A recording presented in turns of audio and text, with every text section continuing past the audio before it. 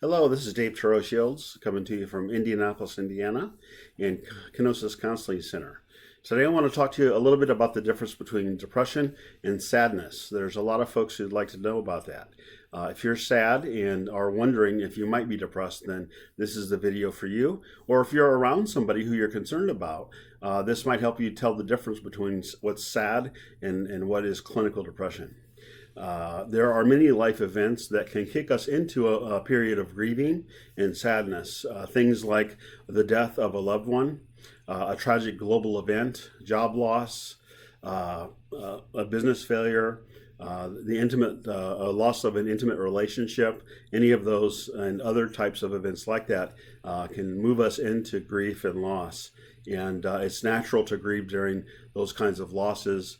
The difference between those kind of losses and grief and depression is that sad people can have access to moments of laughter and lightness that depressed people can't access.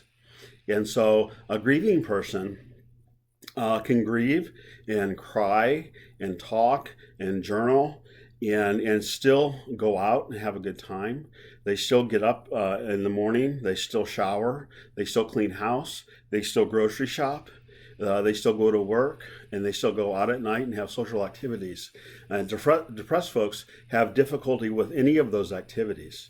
And oftentimes in deep depression, they have difficulty with all those activities. A sad person may pull back a little bit, but they ebb and flow, and often still have access to the kind of energy to be able to participate in all those activities. A sad person still has access to good self-confidence and good self-esteem, and overall they're hopeful about the future. A depressed person has difficulty with self-esteem, feels hopeless most of the time, feels worthless, and oftentimes considers or thinks about being dead or has suicidal ideations. Sad folks stay sad for a shorter amount of time, depending on what loss or what triggered your sadness. Sometimes that can last longer. The death of a loved one, for instance, can last a good long time, but it's intermittent sadness followed by life and participating in life. Whereas depression is, once it's a deep depression, clinical depression as we might call it, is constant and it can last for months and years. I know that in my depression that it was 7 years.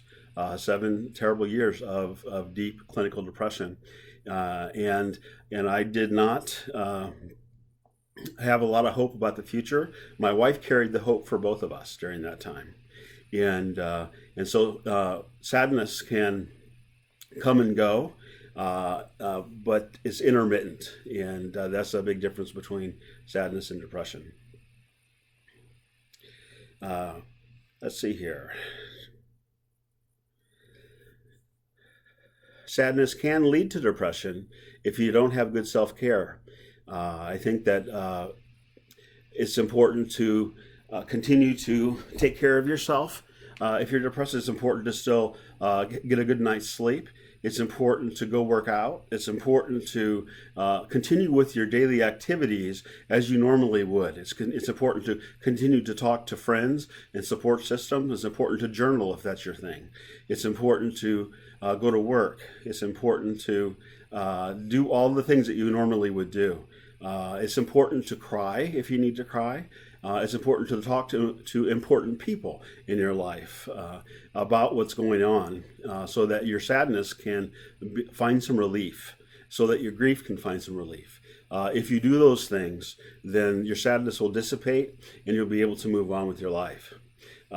Because we don't want sadness creeping into a longer lasting depression or into clinical depression, which is not a good thing. So hopefully this has been helpful to you. And this is Dave Turo Shields signing off. If you need help and you're out there listening to this today, you can find us at kenosiscenter.com, or you can give us a call at 317-865-1674. God bless.